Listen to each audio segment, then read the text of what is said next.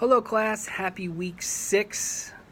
Hope you all survived that bombalicious, whatever they're calling, cyclone. If you're on the East Coast, I know a lot of you did have a power outage. I know a lot of friends and family that did as well. So hopefully you all have recovered from that, because there's nothing like being inconvenienced without heat, hot water, electricity, and that sort of stuff. So anyhow, this week we have our last quiz-based homework assignment before the midterm exam. Just so you know, the midterm will cover what we have learned up to the end of this week, and then the final exam covers week 7 and beyond. So the final exam is not cumulative for the whole entire course. It's split. So this week, topically, we're delving into confidence intervals. Pretty simple concept. Simply put, we calculate a point estimate or margin of error and add it, subtract it to the mean, and we'll get a range, okay?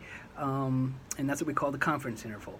From here to here, this value plus the mean, this value minus the mean. Here's our range where we can say, and it's usually 95% or 90 or 99%, because we'll always set some sort of percentage of confidence. We'll say that the true population value, whether it's a mean or a proportion, 95% of the time will be within this confidence interval. So that's what that means. Some things you also need to be aware of.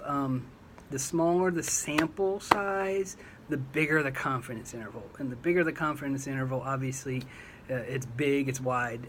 There's more margin of error, so the more uncertainty you'll have. So, and we haven't talked about this concept of outliers, and really what that is when you have one or two data points in your sample that just are literally out there, out in left field. They're either really big or really small compared to the cluster that we typically see in most data or statistics that are calculated. So, and they can wreak havoc on a confidence interval. So outliers tends to stretch out or widen the confidence interval, which in turn increases the standard deviation or measure of spread. So the larger the standard deviation, the more uncertainty we have in the range or confidence interval. So that's it.